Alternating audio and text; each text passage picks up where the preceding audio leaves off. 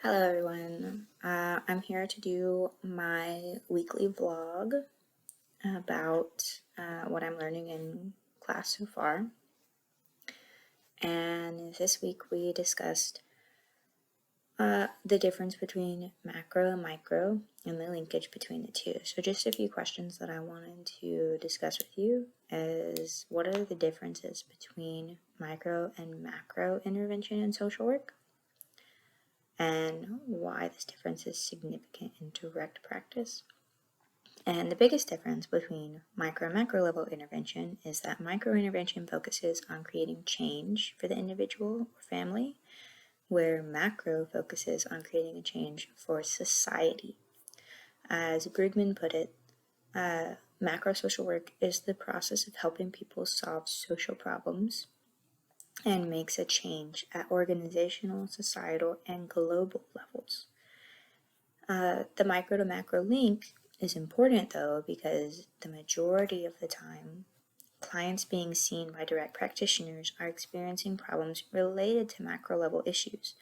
So, in short, your observations as a direct practice practitioner can give you insight into societal problems and how to solve them for the greater good.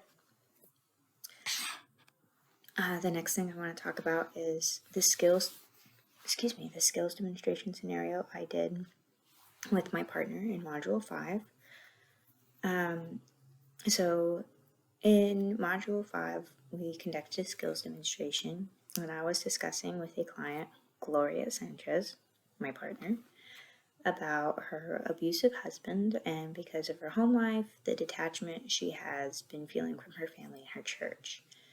And at a macro level, the change strategy that could be used to target Gloria's micro level change in my scenario, in the case of Gloria Sanchez, would be to mobilize community resources.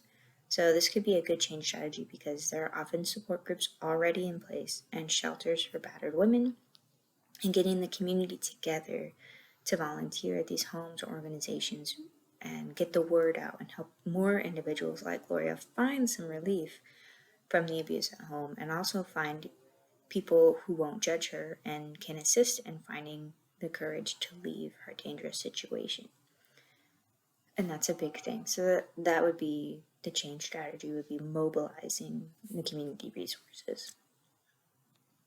And some ethical considerations that you have to consider would be there's two that I could come up with. Two ethical considerations that influence target outcomes are the dignity and worth of the person, the client, and possible dual relationships. So you have to think for dignity and worth that the client's view of themselves or how society may view them based off of what policies are in place and, the advertising and social media, it can be affected by what's shown. So billboards, the news, social media, it can be affected by that. It's important that we treat people as humans and not as problems when we organize macro or micro level change strategies.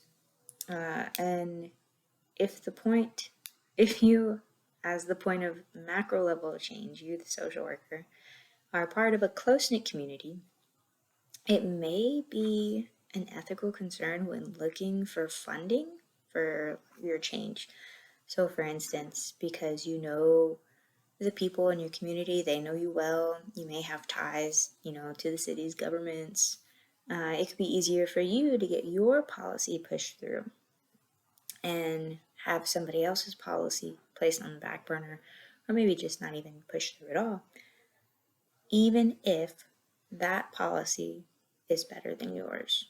And so this is definitely something that you really have to think about and you have to take into consideration. And those are my thoughts for this week's module. Thank you for listening, and I'll be back later.